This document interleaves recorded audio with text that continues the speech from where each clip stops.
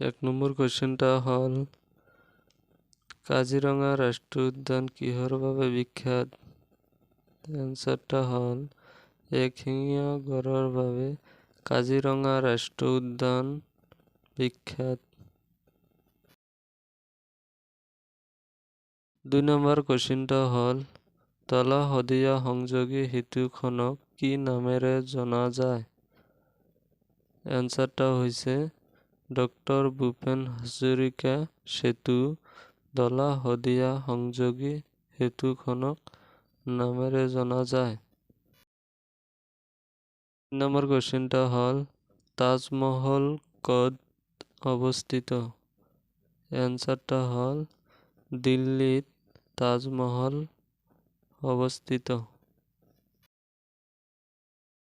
4 number কোৱেশ্চনটা হ'ল জোনাকী বাতকাকত প্ৰথম সম্পাদক কোন আছিল? এনসাৰটা হৈছে চন্দ্ৰকুমাৰ আগৰৱালা জোনাকী কাকতৰ প্ৰথম সম্পাদক আছিল।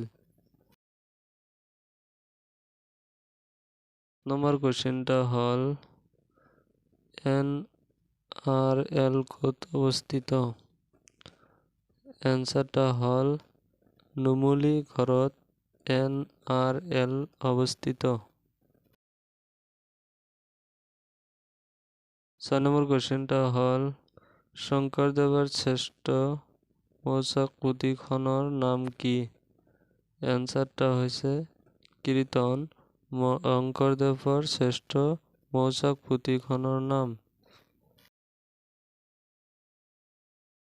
নম্বৰ কোৱেশ্চনটা হ'ল সাহিত্যিক একাডেমী পুৰস্কাৰ পোৱা প্ৰথম অসমীয়া কবিতা পুথিখনৰ নাম কি? এনসাৰটা হ'ল বনফুল। বনফুল সাহিত্যিক একাডেমী পুৰস্কাৰ পোৱা প্ৰথম অসমীয়া কথা ছবিখনৰ নাম।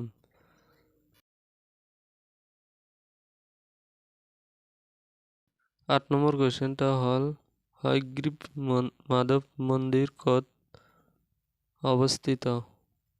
এনসাৰটা হৈছে হাজোত হয়গ্ৰীৱ মাধৱ মন্দিৰ অৱস্থিত।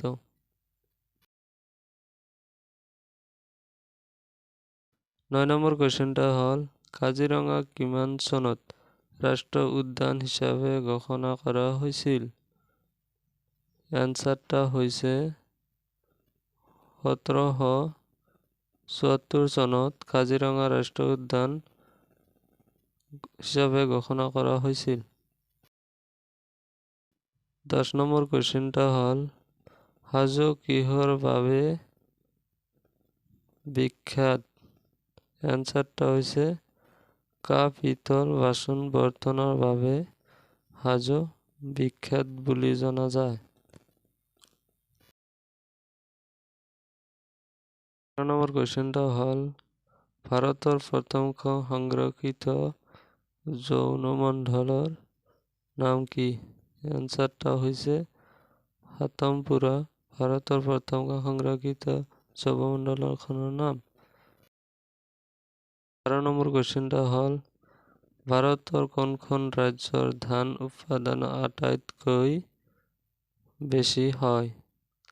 এনসাৰটা হৈছে পশ্চিম বংগত ভাৰতৰ ৰাজ্যৰ ধান উৎপাদন আটাইতকৈ বেছি হয়। 13 নম্বৰ কুৱেশ্চনটা হ'ল অসমৰ মঞ্চৰ জন্মদাতা কোন? এনসাৰটা হৈছে শংকৰদেৱ অসমৰ মঞ্চৰ জন্মদাতা বুলি জনাজাত। 14 নম্বৰ কুৱেশ্চনটা হ'ল পৃথিৱীৰ আটাইতকৈ হ্ৰদটোৰ নাম কি? এনসাৰটা হ'ল বৈকাল। বৈকাল হ'ল পৃথিৱীৰ আটাইতকৈ হ্ৰদটোৰ নাম হ'ল